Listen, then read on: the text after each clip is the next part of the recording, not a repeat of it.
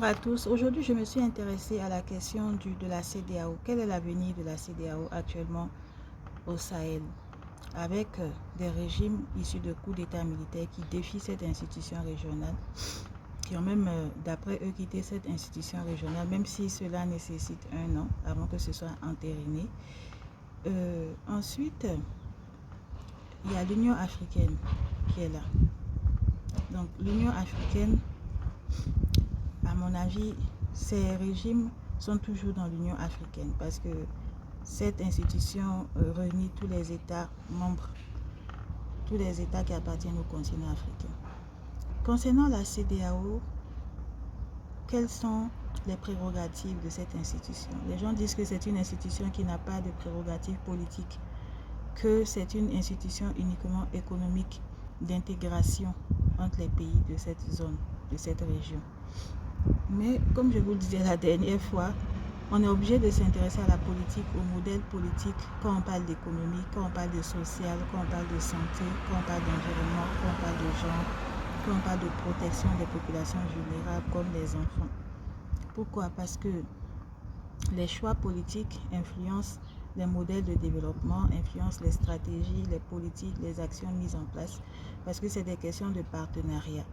Quand cela n'est pas harmonisé, quand votre politique vous fait nouer des partenariats avec des puissances qui ont des valeurs contraires aux partenaires d'un autre pays, cela entraîne des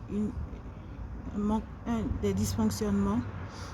Il ne peut pas avoir d'harmonie en termes de politique sous-régionale. Bien évidemment, chacun a le droit de choisir ses partenaires, que ce soit pour les politiques de développement, en termes de coopération internationale, les relations diplomatiques.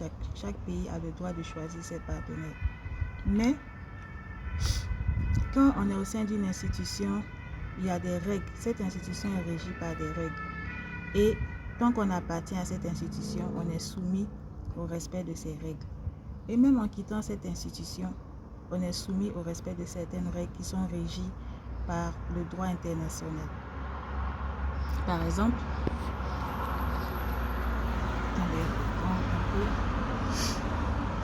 vous avez des règles qui régissent dans le domaine de la santé, par exemple. L'exploitation des mines répond à certaines règles parce que quand vous allez utiliser le mercure, le cyanure par des femmes qui sont le plus souvent utilisées pour cette exploitation artisanale de l'or, des mines d'or, cela va polluer par exemple le fleuve, les nappes phréatiques, et c'est un fleuve par exemple comme le fleuve Niger qui traverse 5 pays ou je crois 7 pays. Il y a le Nigeria, le Burkina, le Mali, le Sénégal, je crois le Cameroun aussi, le Tchad, la Côte d'Ivoire, etc. Et la Guinée. Donc, quand vous allez polluer le fleuve Niger, parce que à l'intérieur de votre pays, l'exploitation minière ou l'extraction minière ne respecte pas les règles, par exemple liées à la convention de Minata sur le mercure, vous allez polluer aussi l'eau qui est utilisée par vos voisins et vous allez exposer les populations de ces pays-là qui utilisent cette eau qui est très importante en termes d'accès à l'eau potable, en termes d'accès à des réseaux d'adduction, donc l'eau potable, en termes d'accès à l'électricité, en termes d'accès à des ressources halieutiques, même pour le transport, même pour les activités de teinture, même si celles-ci aussi contribuent à la pollution du fleuve. Voilà pourquoi les gens avaient créé au début l'autorité du bassin du Niger qui portait pas seulement à sa création, qui était basée uniquement sur un cadre réglementaire. Voilà, c'était surtout un cadre réglementaire qui liait les pays qui se partageaient ce fleuve. Et les gens ont voulu aller plus loin en menant des programmes communs, des programmes en termes de développement basés sur le volet hydraulique, le volet environnement, le volet énergétique. Les gens ont voulu aller plus loin en termes d'intégration, dépasser les réglementations pour aller vers le développement.